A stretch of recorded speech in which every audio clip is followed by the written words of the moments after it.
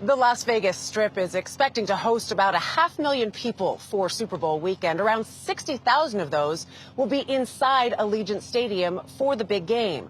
With all eyes on Las Vegas this weekend, security has been ratcheted up. Kris Cleave joins me here outside the stadium with more on the efforts to keep everybody safe. We see this year after year, but this is what they need to do to keep fans safe. It is the highest level of public event. Good morning, Dana. Now, as folks get closer to the stadium, they're going to see more and more security. We're still more than 24 hours from kickoff, and to get this close, you need specific credentials, passes. You go through at least 2 security checks, and that's really only the beginning. A show of force on the Las Vegas Strip monorail. Armed Viper teams from the Department of Homeland Security making their presence known on the eve of Super Bowl Sunday. Part of an enormous security operation around the big game, and the 500,000 or so fans expected to flood Vegas this weekend. Good morning, North Las Vegas Tower, Troy. Heading for 4,000 feet and straight for the stadium. So we're also very concerned about making sure that we have a presence over top of the stadium. Customs and Border Protection helicopters equipped with powerful cameras will be keeping a close watch on the fans. Most of the 60,000 going to the game will get there on foot. So when you're up here on game day, what are you looking for on the ground? So basically what we're going to do is we're going to just focus around the stadium, any kind of areas that our state and local partners are interested in. If there's something evolving someplace and they need situational awareness on that, we will provide that situational awareness for them. These helicopters will be in the air well before kickoff and long after the game. They're watching everything that goes on the ground.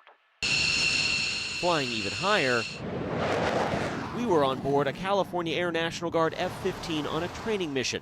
Fighters will be on standby to intercept aircraft if they violate tomorrow's 30-mile no-fly zone.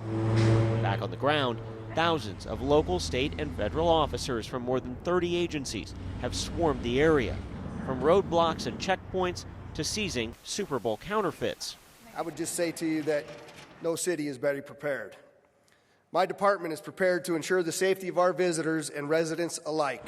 TSA brought in bomb-sniffing dogs from 20 airports around the country, not only to help secure the Las Vegas airport, but also the area around Allegiant Stadium.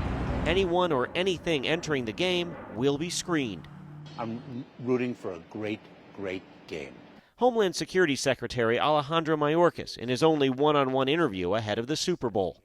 What's your level of concern going into Sunday? It's very important that people understand that we have no specific, credible threat against the Super Bowl specifically. What keeps you up at night thinking about Sunday?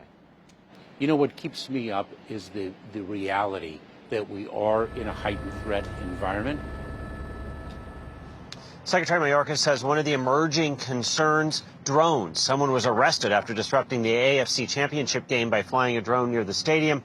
The Super Bowl is a no-drone zone, and the secretary says they do have countermeasures here in place in Vegas, Dana, to respond should a drone get too close to Allegiant Stadium. I said to you, I didn't say good morning. It's because we've been spending so much time together. I forgot we just said good night like a few hours ago. It's 3 hours ago. Yeah. Exactly.